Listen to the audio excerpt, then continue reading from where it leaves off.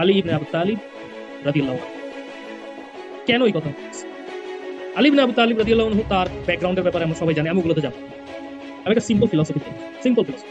এই পৃথিবীতে আল্লাহ তাআলা আমাদেরকে যখন পাঠায়, খোদা তাআলা আমাদেরকে পাঠায় এবং একটা কারণেই পাঠায়। ওই কারণটা বের করা প্রত্যেকটা ইবনে আদমের দায়িত্ব বলে আমি বিশ্বাস করি। এবং আমার ছোটবেলা থেকে জীবনে অনেক শখ, আমি কিছু করি আর না করি, আমি কিছু একটা তো পৃথিবীতে দিয়ে যেতে হবে, তাহলে আমার ভ্যালুটা কি? আমি তো পৃথিবীর জন্য একটা বোঝা।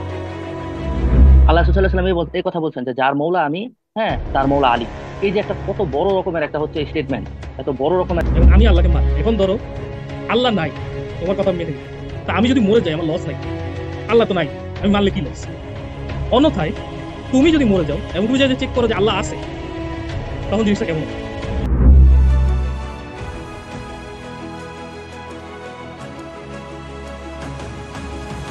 আসসালামু আলাইকুম। আশা করি আপনারা ভালো আছেন। আমাদের বিগত ভিডিওগুলো আপনারা খুব ভালোভাবে নিয়েছেন আমি আশা রাখি। এবং আমরা আজ দুইজন গেস্ট এবং আমাদের, বিশেষ করে গেস্ট বলা যাবে না, আমাদের এই চ্যানেলের যিনি ওনার, তাকে নিয়ে একটি সেই ছেড়ে যাওয়া কথার মাঝে, যে আমরা আলী আলাইসাল্লাম বা আলী রাদিয়াল্লাহু আনহুকে নিয়ে একটি বিশেষ বক্তব্য বা বিশেষ ওনার বংশকে উপস্থাপন করার জন্য আজকের ভিডিওটা, কিংবা আমরা বলেছিলাম ভিডিও করব, কিছু আনফরচুনেটলি কারণে হয়তোবা আমাদের ভিডিওটা আসেনি এবং আমাদের স্টুডিওর কিছু সমস্যা হওয়ার কারণে আজ সেই স্টুডিওতে না, আমরা ভেবেছি যখন এমন একটা বংশ, এমন একটা মানুষকে নিয়ে কথা বলবো, যে কোনো পরিবেশ বা পরিস্থিতিতে আমরা সেই কথাটাকে আপনাদের মাঝে পৌঁছানোর জন্য আজকের এই আয়োজন।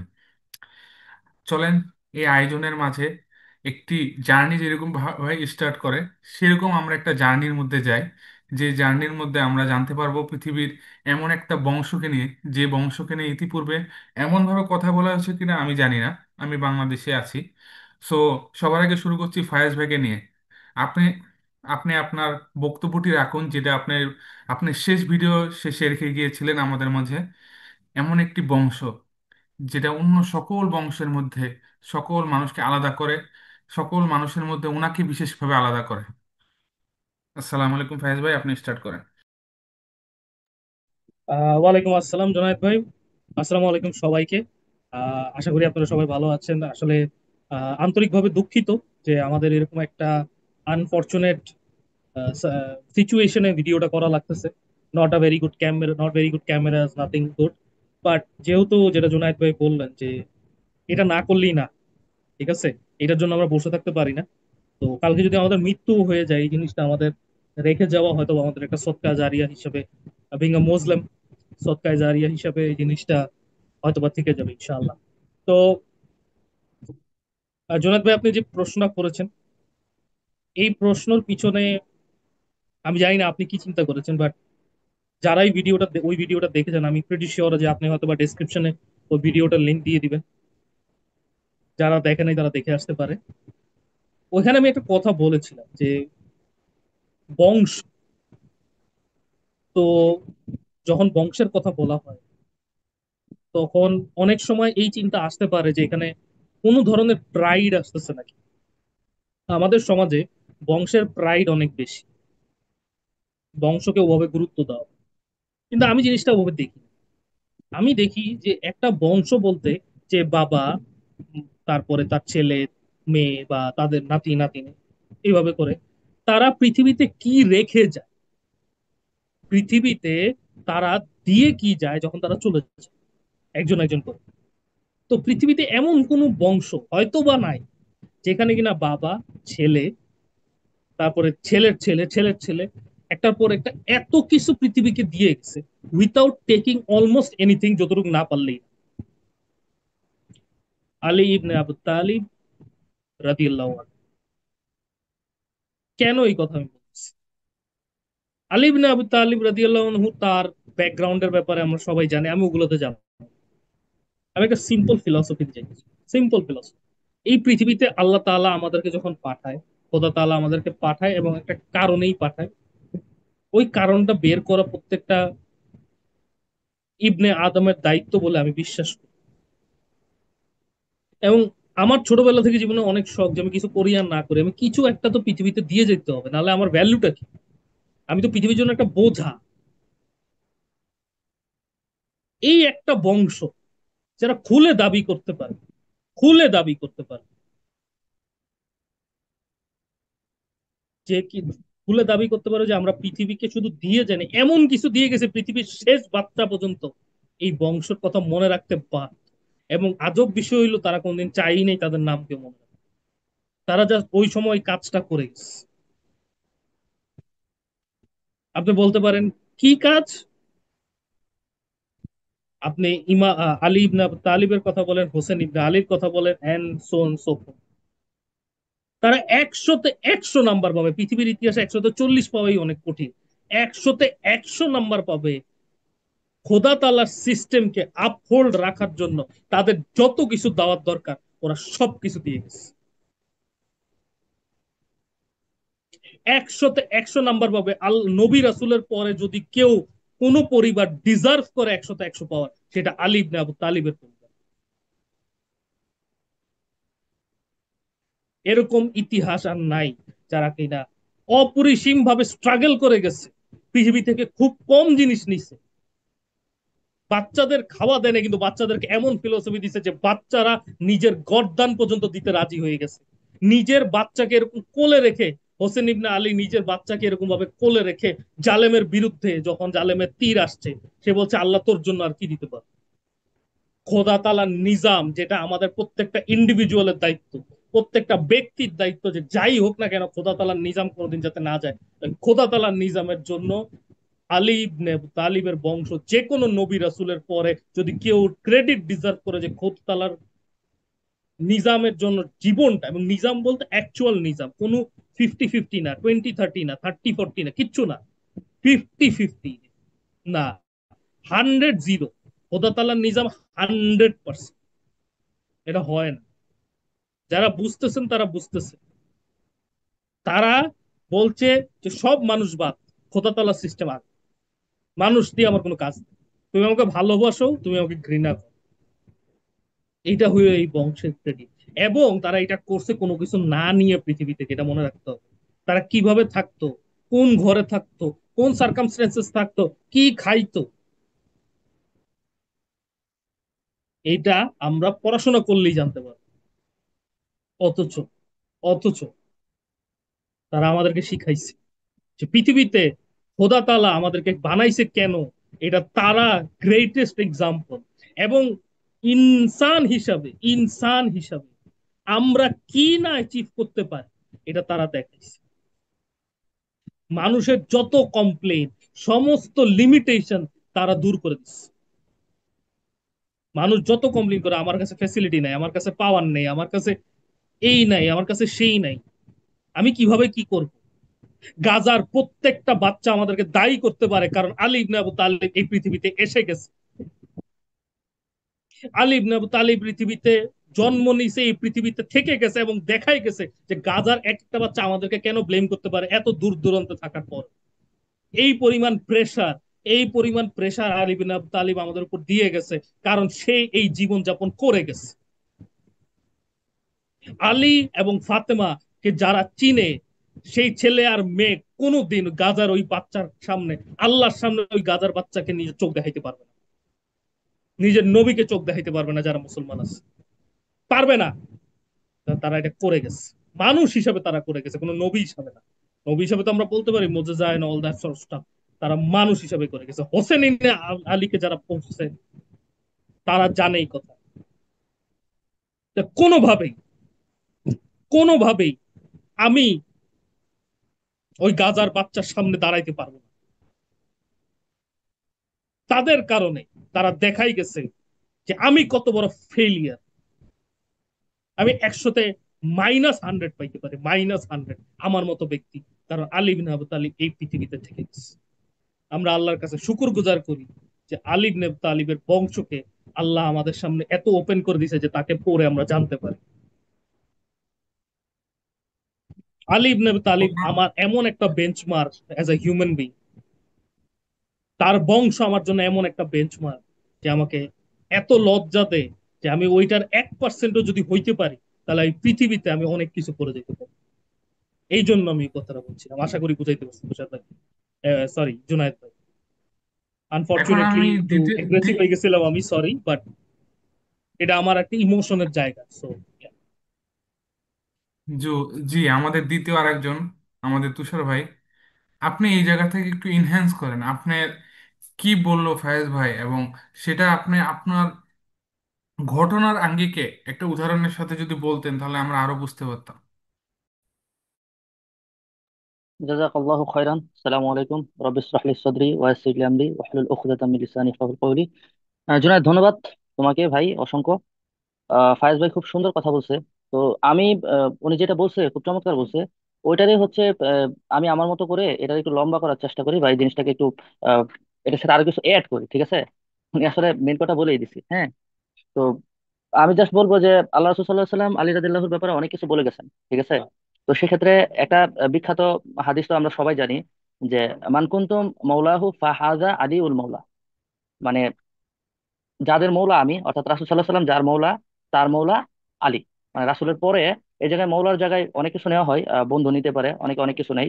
তো আমি আমার আন্ডারস্ট্যান্ডিং লেভেল থেকে আমি যদি বলি যে নিঃসন্দেহে রাসূল সাল্লাল্লাহু আলাইহি ওয়াসাল্লামের পরে যদি, হ্যাঁ, মুসলিমদের অভিভাবক বা হচ্ছে গার্ডিয়ান হিসেবে আমরা কাউরে দেখতে চাই বা হচ্ছে কাউরে আমরা হচ্ছে গ্রহণ করি, তাহলে নিঃসন্দেহে এরকম কেউ নেই যে কিনা আলী রাদিয়াল্লাহুরা বা মৌলা আলীকে হচ্ছে নেবে না। তো নিঃসন্দেহে উনি আমাদের গার্ডিয়ান, হ্যাঁ, উনি আমাদের অভিভাবক, ওনার কাছ থেকে আমরা লার্ন করবো, ওনার কাছ থেকে শিখবো। এবং উনি যেটা ফায়েজ ভাই বলছে যে এমন কিছু স্ট্যান্ডার্ড ফিক্সড করে দিয়ে গেছেন যেটা কিয়ামত পর্যন্ত, এবং হচ্ছে কিয়ামতের লাস্ট যে বাচ্চাটা, কিয়ামতের আগের দিন যে জন্মগ্রহণ করবে তার উপর ওইটা লাজিম হয়ে গেছে এখন। মানে ব্যাপারটা এরকম যে আলী রাদিয়াল্লাহুরে যে কোশ্চেনটা করা হবে কবরে, সেম কোশ্চেনটা আমারে আপনারেও করা হবে। তো সেক্ষেত্রে সে যে স্ট্যান্ডার্ডটা ফিক্স করে দিয়ে গেছে, এই স্ট্যান্ডার্ডটা ফলো করা আমাদের শুধুমাত্র কি বলে যে উম, একদম বাধ্যতামূলক হয়ে গেছে, ঠিক আছে? এই স্ট্যান্ডার্ড পৃথিবীর ইতিহাসে নবীদের পরে যদি, যেটা ফাইজ ভাই বলতেছিলেন যে কারো পক্ষে সম্ভব হয়, তাহলে উনি হচ্ছে নিঃসন্দেহে one of the best example, হ্যাঁ। ওনার ব্যাপারে যদি আমি একটু বলি, যেমন হচ্ছে এই, ওমর ইবনুল খাত্তাব আমরা ওনাকে চিনি, হ্যাঁ। তো উনি একটা উক্তি বলতেন ওনার সময়ে হচ্ছে আলী রাদিয়াল্লাহু ছিলেন হচ্ছে বিচারকের দায়িত্বে ছিলেন আর কি, ওনার খিলাফত আমলে এরকম। তো বলতেছেন যে আহ, লা হালাকা উমার, বলতেছে যে লাউলা আলী, লাউলা আলী লা হালাকা উমার, মানে আলী না থাকলে উমর হালাক হয়ে যেতেন, অর্থাৎ ধ্বংস হয়ে যেতেন। এই যে এত বড় একটা স্টেটমেন্ট দেওয়া যে আলী আলাইহিস সালামের ব্যাপারে, হ্যাঁ, এটা হচ্ছে নিঃসন্দেহে ওনার যে যোগ্যতা, ওনার যে কি বলে যে অবদান, ওনার যে বিচক্ষণতা, এই সবকিছু হচ্ছে তুলে ধরে এই জায়গায়, হ্যাঁ। মুসলিম ছাড়া এই হাদিসটাও আছে যে মুমিন ছাড়া আলীকে কেউ ভালোবাসে না, এবং মুনাফিক ছাড়া কেউ আলীকে হিংসা করে না। অর্থাৎ প্রত্যেক মুমিন আলীকে মহব্বত করে এবং ভালোবাসে, এবং প্রত্যেক মুনাফিক এবং হচ্ছে কি বলে দিন থেকে বিচ্যুত যারা, তারা আলী আলাইহিস সালামকে হচ্ছে ঘৃণা করে, হ্যাঁ।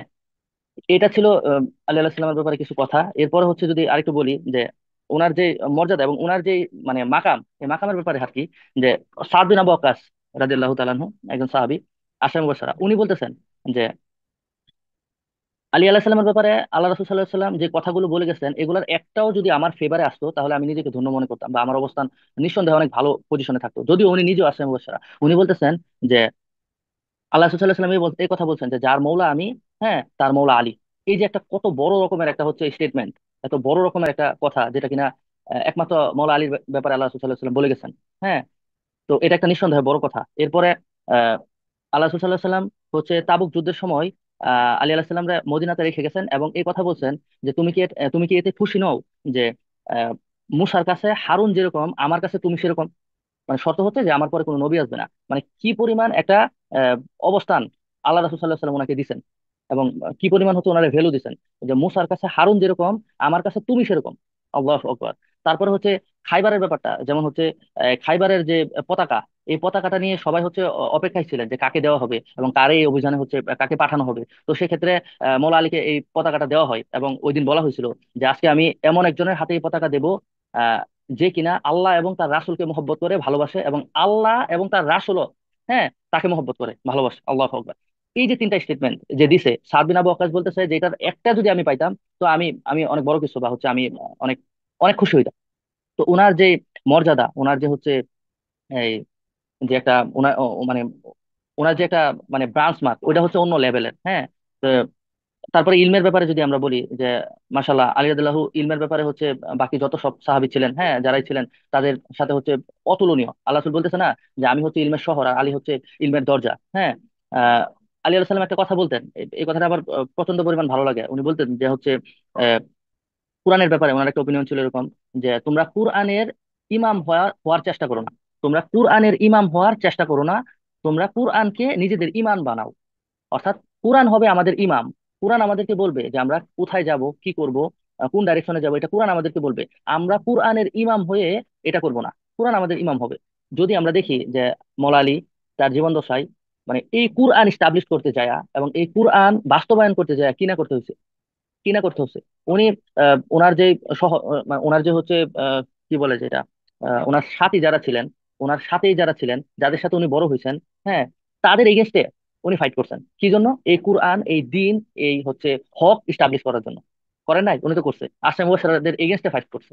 হ্যাঁ, মাওলা আলী। কি জন্য? মানে আল্লাহর দিনের ব্যাপারে কোনো ধরনের কোনো কম্প্রোমাইজ, কোনো ধরনের কোনো হচ্ছে ছাড় দেওয়া, এটা চলবে না। ওই যে ফাইজ ভাই যেটা বললো যে ম্যাটার করে না যে আমার কি আছে কি নাই, হ্যাঁ, কোনো অজুহাত নাই। ফাইন্যান্স আছে কিনা, টাকা পয়সা আছে কিনা, লোকবল আছে কিনা, হ্যাঁ, তারপর হচ্ছে সামর্থ্য আছে কিনা, শক্তি আছে কিনা, পলিটিক্যাল আমি কতটুকু পাওয়ারফুল, এগুলো কোনো ম্যাটার করে না। হক আমি থাকা অবস্থায় কখনোই দমায় থাকতে পারবে না। এইটা মৌলা আলী কেন বলতে পারছেন? এটার পিছনে একটা রিজন আছে, যে এই এই যে ব্যাপারটা, এই ব্যাপারটা উনি কেন কেন হয়েছে ওনার দ্বারা এই জিনিসটা আসছে, যদি আমার একটু বলি। মনে হয় এই জায়গাটার মধ্যে ফায়েজ ভাই উত্তরটা দিয়ে তারপর হ্যাঁ আপনার হ্যাঁ কাছে হ্যাঁ আসি, কারণ হ্যাঁ কেন হ্যাঁ হ্যাঁ উত্তরটা একটা অন্য পর্যায়ে নিয়ে যাবে, অন্য প্রসপেক্টিভ থেকে। কারণ কেনটা আমরা এখন ভাবতেছি, মানে আমাদের আমি চাইলে উত্তর দিতে পারি, বাট আমি দিব না, কারণ আজকে আমি একজন ছাত্র আপনাদের কাছ থেকে শিখতে আসছি। তো ফায়েজ ভাই আপনি একটু এলাবোরেট করেন। জি ধন্যবাদ তুষার ভাই, ধন্যবাদ। আমি আবেগে অনেক কথা বলছি, আপনি ওইটার মধ্যে একাডেমিক ইনফরমেশন নিয়ে আসছেন এবং এই জিনিসটাকে একটা সুন্দর বাস্তবায়নে রূপান্তরিত করছেন, একটা বাস্তবে রূপান্তরিত করছেন। এটার জন্য আপনাকে অনেক ধন্যবাদ। আচ্ছা তুষার ভাই, এই কথা থেকে আমি চাই আপনি মাইকটা অন রাখুন তুষার ভাই। আমরা কথা টু এন্ড ফ্রো করি। হ্যাঁ হ্যাঁ হ্যাঁ ভাই। তো হ্যাঁ, কেন এই কথাটা আমি বললাম দেখেন, একটা জিনিস তুষার ভাই খুব জরুরি আমাদের জিনিসটা বোঝা, এবং এটা খালি মুসলিম না। আমি বাইরেও এখানে যদিও নন মুসলিম অডিয়েন্স থাকার কথা না, বাট যদি থেকে থাকে আমি তাদেরকে অবশ্যই রিকোয়েস্ট করব যে এই ব্যক্তিটার ব্যাপারে আপনারা একটু পড়ে দেখেন, আলী ইবনে আবি তালিবের ব্যাপারে। কেন পড়ে দেখেন? আলী ইবনে আবি তালিব একবার একটা সুন্দর কথা বলছে, তুষার ভাই আমাকে কারেক্ট করেন কোনো কোড দিয়ে যদি এটা ইয়া হয়। একবার এক কুফার মনে হয় তার কাছে গেছিলেন, যে কুফার না, এইথিস্ট, নাস্তিক, হুম। তার কাছে গিয়ে জিজ্ঞেস করছে আমি আল্লাহকে কেন মানবো, এরকম কিছু একটা ইনসিডেন্ট, যদি আমি আচ্ছা। ভুল না করে থাকি। আচ্ছা, তো ইনসিডেন্টটা এরকম যে তার কাছে যাওয়া হয়েছে, তো তাকে জিজ্ঞেস করছে আমি আল্লাহকে কেন মানবো। তো সে একটা সুন্দর উত্তর দিচ্ছে, বলে দেখো, তুমি আল্লাহকে না মাইনো না, ঠিক আছে, তুমি আল্লাহকে যদি না মানো এবং আমি আল্লাহকে মানি, এখন ধরো আল্লাহ নাই, তোমার কথা আমি মেনে নিলাম, তা আমি যদি মরে যাই আমার লস নাই তো? আল্লাহ তো নাই, আমি মানলে কি লস? অন্যথায় তুমি যদি মরে যাও এবং তুমি যে চেক করো যে আল্লাহ আছে, তখন জিনিসটা কেমন হবে? ঠিক আছে, এইটাতে তার জ্ঞানের একটা সাগর বোঝা যায়। সাগরটা সে কোন পার্সপেক্টিভ থেকে নিয়ে গেছে, আশা করি আমি মানে আমি জানি না, আমি পুরো ইনসিডেন্ট জানি না, আপনারা দেখে নিয়েন, বাট এই ইনসিডেন্টটা হয়েছে একটু আমি জানি। জি জি ভাই, আচ্ছা, বলেন বলেন। আমি আপনার এই কথার সাথে একটু অ্যাড করি যে সেম টাইপের একটা ঘটনা ছিল। মৌলা আলী আর হচ্ছে আপনার উমর ইবনুল খাত্তাব এক জায়গায় দাঁড়ায়, একজন নাস্তিক বা এথিয়েস্ট আসছে, আসার পরে বলতেছে যে শুনলাম ইসলামে এরকম একটা কনসেপ্ট আছে যে মরার পর কবরে আযাব হয়, কবরে আযাব হয়, জ্বালানো হয়, পুরানো হয়, ছোবল দেওয়া হয়, এবং জাহান্নামের যে কনসেপ্ট বা কবরে আযাব হয় বা মৃত্যু পরবর্তী আযাব হয়। তো কই, আমি তো কবর খুঁড়ে দেখলাম, লাশ তো যেরকম এরকমই আছে, কোনো আযাব কোনো কিছু এগুলো তো দেখতেছি না। তখন পাশে থাইকা উমর ইবনুল খাত্তাব বলতেছে, আলী তুমি আনসার দিবা না আমি দেবো? ঠিক আছে। তখন আলী বিন আবি তালেব দুইটা পাথর নিছে, দুইটা পাথর নিয়ে ঘষা দিছে, দেওয়ার পরে দেখতেছে আগুন। বলতেছে কি দেখলা? বলতেছে আগুন। কোথায় আগুন? আগুন তো নাই, পাথরের ভিতরে। তো তুমি লাশ উঠায় দেখছো যে আজাব নাই, পাথরও উঠায় দেখছো যে মানে হচ্ছে আগুন নাই, কিন্তু ঘষা দেওয়ার পরে ঠিকই আগুন ধরছে। আগুন বের ঠিক হয়েছে। আছে। মানে কি লেভেলের ইন্টালেক্ট! তো বলতেছে, তো এরপরে আর কি বলার সেটাই থাকে? না, যে তুমি খালি এক্স্যাক্ট। চোখে যেটা দেখতেছো না, দেখতেছো না বিদায় যে নাই, ব্যাপারটা এরকম না। বুঝলাম না। হুম। সেটাই। আর এমনিও তো এই আর্গুমেন্ট গুলো খুবই ইনভ্যালিড লাগে আমার কাছে, যাই হোক আমি ওই কথায় যাইতে যাই না। বাট এখন আর্গুমেন্ট গুলো ইনভ্যালিড লাগে বলে যারা এই আর্গুমেন্ট দেয় যে গায়েব বলতে কিছু নাই বা গায়েবে আমি কেন হুম। বিশ্বাস হুম। হুম। করবো, তারা আটারলি স্টুপিড ব্যক্তি, সরি বলা উচিত না but আমার হিসাবে তারা খুবই মানে ইনসেন্সিবল হিউম্যান বিং। আল্লাহ তালা তাদেরকে হেদায়েত দান করুন। যাই হোক, সেটাতে আমি যাচ্ছি না। তো জুনায়েদ ভাই যে প্রশ্নটা করছে, ওই প্রশ্ন যদি ফেরত আসি, যে মৌলা আলী, আমরা মলা কেন বলি বাই দ্য ওয়ে, এটাও তুষার ভাই আপনি ক্লিয়ার করেন কোনো সময় এই কথার কনভারসেশনের মাঝখানে। আচ্ছা এই যে জুনাদ ভাই আল্লাহ আপনার, রাসূল সাল্লাল্লাহু আলাইহি সাল্লাম বলছেন, আমি এটা ক্লিয়ার করে এক্স্যাক্টলি, দিছি অলরেডি, ঠিক আছে? আল্লাহ রাসূল সাল্লাল্লাহু আলাইহি হ্যাঁ সাল্লাম বলছেন যে এক্স্যাক্টলি, জায়গায় বাট রাসূল বলতেছে যে অনেকের এটাতে হ্যাঁ, একটু রেজার্ভেশন থাকতে পারে, বাট ঠিক আছে, ইটস থাকতে ওকে, পারে। রেজার্ভেশন থাকলে থাকতে তো পারে। জুনাদ ভাই আপনার অনেকের প্রশ্নটা আবার রিপিট করবেন, যে কেন আমরা কি করব, কোশ্চেনটা কি জানি ছিল? হচ্ছে এই যে মানে আল্লাহর জমিনে আল্লাহর দিন বাস্তবায়ন করার ক্ষেত্রে উনি দেখা যাচ্ছে ওনার সহকর্মী বা যাদের সাথে উনি বড় হয়েছেন তাদের এগেইনস্টে উনি ফাইট করতেছেন। হ্যাঁ, কি জন্য? দিন, আমি আলী বিন আবি তালেব থাকা অবস্থায় দিন মানে হচ্ছে কি বলে যে ইনভিজিবল হয়ে যাবে বা সরে যাবে, তা হইতে পারে না। আমার জান যাইতে পারে, আমার সাথে যারা আছে তারা মারা যাইতে পারে, আমার যা আছে সব নিঃস্ব হয়ে যেতে পারে, আমার পৃথিবীতে পরবর্তী কিছু না লেগেসি যে থাকতে পারে। কিছু না থাকতে পারে, আমার পরবর্তী যে লেগেসি বা হচ্ছে আমার পরবর্তী যে জেনারেশন, আমার ছেলে হুসাইন ইবনে আলী, হাসান ইবনে আলী, তারা শহীদ হইতে পারে। ঠিক আছে, তারা তাদের গর্দান দিতে পারে। মাগার এই দিনে বিন্দু মাত্র চেঞ্জ এবং এটাতে কোনো ধরনের কোনো রদ বদল আনা যাবে না। কুরআন উসুল শুধুমাত্র আল্লাহর, এবং এই উসুল পরিবর্তন করা যাবে না, জীবন দিয়ে দিতে হবে। এই যে এই জিনিসটা, এই মেন্টালিটিটা, এই সাইকোলজিটা, এই ফিলোসফিটা বা এই দর্শনটা উনি কিভাবে লার্ন করছে, এটা কই থেকে আসলো, এই কোশ্চেনটা ছিল, রাইট, এটা নিয়ে বলতে চাইছিলাম। হ্যাঁ। Right, right. হ্যাঁ, এখন এই দর্শনটা কোত্থেকে আসছে এটা হয়তো বা অনেকেই অনেক ভাবে দেখতে পারে। অবভিয়াসলি যখন আল্লাহ নবীর ঘরে যে বড় হয়, এইটা তার একটা অ্যাডভান্টেজ ছিল। একটা জিনিস আমাদের মেনশন অবশ্যই করা উচিত, যে পৃথিবীতে হয়তো বা একমাত্র পুরুষ হবে যে কিনা আল্লাহ নবীর ঘরে ছোটবেলা থেকে বড় হচ্ছে। এরকম হয়তো বা আর মানে বড় বলতে একদম অ্যাডাল্ট লাইফও দেখছে, এরকম হয়তো বা আর কেউ ছিল না। নাই। হ্যাঁ, আর কেউ ছিল না, অ্যাকচুয়ালি ছিল, হ্যাঁ। পুরুষ নাই, পুরুষ নাই, হ্যাঁ, পুরুষ আর নাই। পুরো নাই, উনি হয়তো বা জাইদ ইবনে হারিসার কথা আমরা বলতে হারেসা, পারি হ্যাঁ, কিন্তু ওই কিছুটা, লেভেলের না। বাট লেভেলটা obviously we know, hmm. Hmm. Let's not go there. But এখন কোশ্চেনটা হইল যে এই এনার্জিটা, একটা জিনিস কি আমাদের মাথায় রাখতে হবে, যে খোদা তাআলা এই পৃথিবীটাকে একটা, কি বলবো, এটা ওয়ার্ডটা খুঁজে পাওয়া কঠিন, বাট একটা স্ট্রাকচারে তৈরি করছে। ঠিক আছে, এই পৃথিবীটা কিন্তু মানুষের জন্য না। ঠিক আছে, যারা সাইন্টিফিকলি এটা নিয়ে পড়াশোনা করবে আমি প্রিটি শিওর তারা জানে এই কথা, যে এই পৃথিবীতে মানুষ এসে পৃথিবী ভালো করতে পারে না। এই পৃথিবী কার জন্য? মশার জন্য। ঠিক আছে, মশারা এই পৃথিবীতে খুব আরামে থাকতে পারে, এটা ওদের জন্য, ওরা এখানে স্যাটিসফাই হইতে পারে।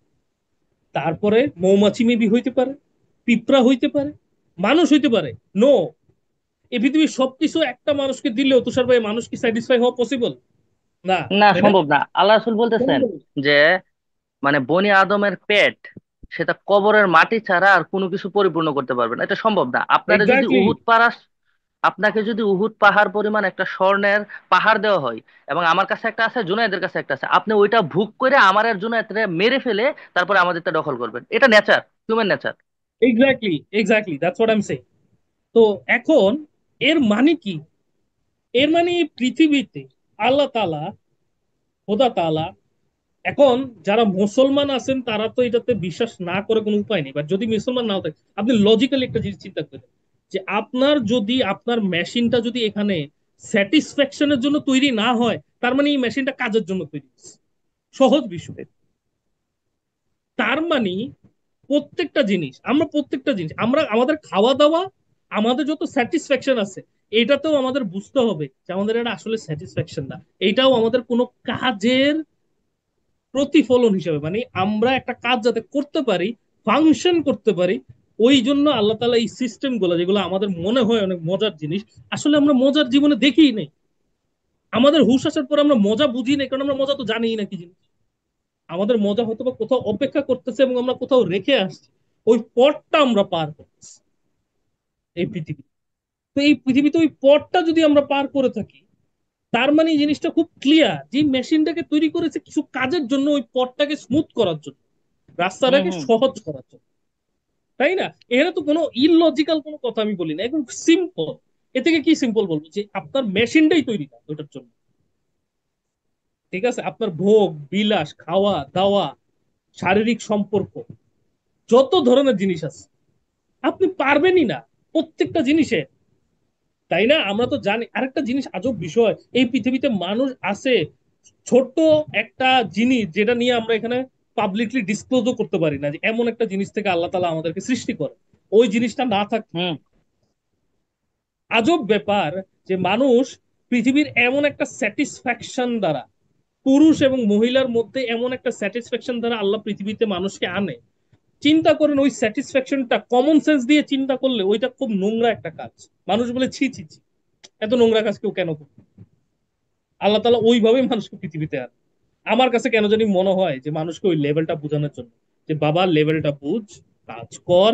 পৃথিবী থেকে আমরা যে পরিমাণ নেই, আল্লাহর কসম পৃথিবীকে আমরা এ পরিমাণ দিতে পারবো না, সম্ভবই না। এটা সম্ভব না, সম্ভব না। আরে বাবা, আমরা বিল্ডিং, গাছ ভেঙে ভেঙে যে পরিমাণ বিল্ডিং করি, এটাই তো আমাদের সর্বনাশ করে ফেলে। আমরা কত মৌমাছি, কত মাছ, কত পিঁপড়া, কত মশা, তাদেরকে মারছি, তাদের বাসা মারছি, তাদের খাওয়া দাওয়ার সোর্স মারছি, আইডিয়া নাই মানুষ। আর মারতেই আছে ওনার রেগুলার বেসিস। যারা এনভায়রমেন্টালিস্ট আছে তারা একটা জিনিস বলেই না কোন সময়, যে আজব ব্যাপার, সব তো মানলাম তারা এনভায়রনমেন্ট নিয়ে চিল্লাচিল্লি করে। আরে বাবা, এনভায়রনমেন্ট নিয়ে চিল্লাচিল্লি না করে এটা বুঝ যে আমাদের মেশিনটা কি জন্য তৈরি হয়েছে। আমাদের মেশিনটা কোনো একটা কাজের জন্য তৈরি হয়েছে, তুই কাজ বাদে অন্য কিছু করতে, তাহলে মানুষ নিয়ে কাজ কর। পরিবেশ নিয়ে কাজ করা লাগবে না, মানুষ নিয়ে কাজ কর। পরিবেশ অটোমেটিক্যালি ভালো হয়ে যাবে। মানুষকে জিনিসটা বুঝা যে পরিবেশ তোমার জন্য না, তুমি পরিবেশের জন্য। হুম। পরিবেশকে আল্লাহ তাআলা তোমার আন্ডারে রেখে দিছে, এটার পিছনে একটা রিজন আছে। তুমি যতদিন আসো থাকো, আল্লাহ তাআলা চাইলে, আমার কাছে মনে হয় যে মাঝে মাঝে যখন আমি চিন্তা করি যে আল্লাহ তাআলা আমাদের জন্য এত সহজ কেন রাখছে জিনিস। আমরা কত ক্ষতি করি, আমরা হালাল ভাবেই না অনেক ক্ষতি করতে পারি। মানে আমরা যদি হালাল ভাবে জীবনযাপন করি তাও তো পৃথিবীর ক্ষতি হইতে পারে তুষার ভাই, প্রচুর ক্ষতি হইতে পারে। ঠিক আছে, এই যে রাজপ্রসাদে থাকা, এই রাজপ্রসাদই তো কত পিঁপড়ারে মেরে ফেলে। ঠিক আছে, কিন্তু আল্লাহ তাআলা ওই জিনিসটাতে আমাদেরকে বাধা দেয় না। হ্যাঁ, তারপরও হ্যাঁ, হ্যাঁ, হ্যাঁ। আমরা কাজটা করি না। তো অবশ্যই মানতে হবে। এখন যেহেতু এই কথা আছে, তার মানে এই মেশিনটা আমাদের কাজে লাগানোর বিষয়। তখনই আমরা বুঝতে পারবো যে এই মেশিনটা কখন কাজে লাগতে পারে। তার মানে খোদা তাআলা একটা সিস্টেম পাঠাবে এই মেশিনটাকে কাজে লাগানোর জন্য, অবশ্যই পাঠাবে।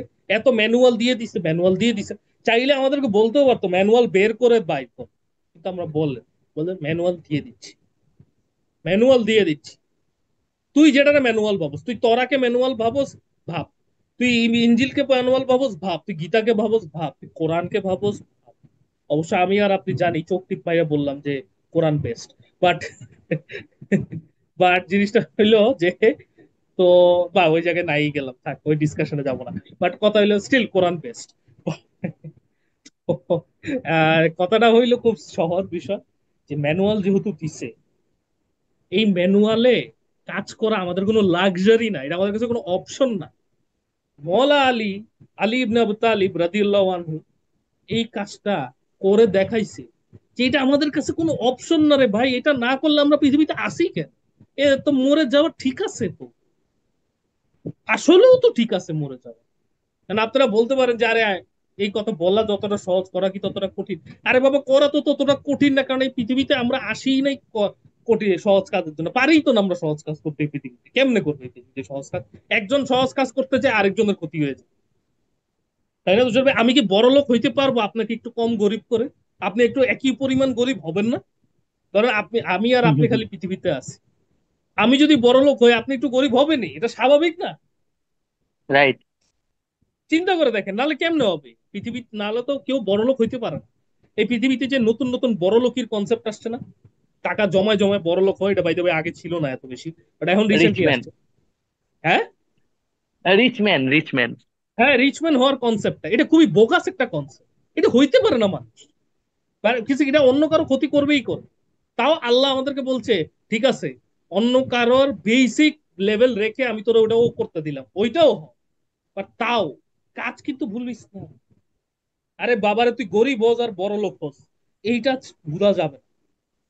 এবং আলী বিন আবু তালিব বলে দিছে কোনো কোনো ধরনের কোনো ধরনের এক্সকিউজ কাজে দিবে না। এক্সকিউজ চলবে না, হ্যাঁ। কোনো ধরনের এক্সকিউজ কাজে দিবে না। আজকে একটু কি আমরা খুব জলদি আবার এই ধরনের ভিডিও আবার বানাবো ইনশাল্লাহ। আসসালামু আলাইকুম। জোনায়েদ ভাই, আপনি আপনার এন্ড নোট দিয়ে দিতে আমি পারেন। আমরা এখানের ইনশাল্লাহ মধ্যে খুব জলদি আরেকটা দিতে আজকে একটা নতুন জিনিস আমরা এখানের মধ্যে আজকে একটা নতুন জিনিস ছেড়ে রেখে যেতে চাই। আমাদের ফায়েজ ভাই বলেছে যে আমাদের একটা ভাবনা, ফিলোসফি। তো আমরা এই আলী রাদিয়াল্লাহু আনহুর ব্যাপারটাকে এত ছোট করে শেষ করে দিব, এটা ইনজাস্টিস হবে আমাদের কাছে। আমাদের অল্প নলেজের মধ্যে এই অল্প আপনাদের মধ্যে দেয়ার মধ্যেই আমাদের মনে হয় ইনজাস্টিস হবে।